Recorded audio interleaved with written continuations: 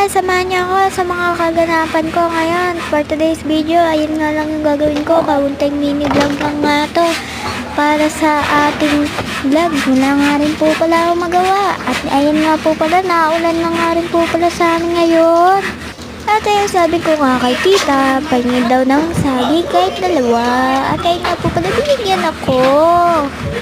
Oh, diba? Napakabait talaga ng tita. At ayun nga, naulan pa rin ngayon hanggang hindi matapos-tapos. At ayun nga po pala, papunta ng ari po pala ako sa mama ko at binigay ko na yung saging at hinatian pa nga ako. At ayun nga po pala, pumunta na nga rin po pala ako dyan sa pinsan ko. Na guys, nga rin po pala sila ng gamit kaya pinabayaan ko. At ayun nga po pala siya nanonood. At ayun nga po pala, nagwawaki-waki pa rin ako dyan. At ayun nga, nagwawaki-waki na nga rin po pala siya dyan. At ayun, pagpasensya niya na nga yung pagpahinga ng boses ko. At ayun, sabi ko ka sa pinsan ko, i-massage ko siya. At pumayag naman siya. At ayun nga, binuksan ko na nga rin yung Efficacent Oil. At ayun, massage ko nga lang yung pinsan ko dyan para madali.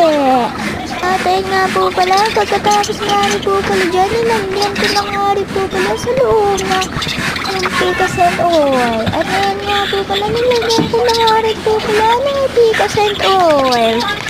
Sabi niya nga, ang sarap daw ng pagkakamassage ko. Kahapon ko pa nga rin po pala kaya ginagawa. Ngayon po pala akong magawa kaya yun ang pinagpitan ko. Joke lang. Kaya nga po pala nasasarapan siya habang nanonood siya. Ate, tinatawag na nga rin po pala siya. Yun, tapos na rin.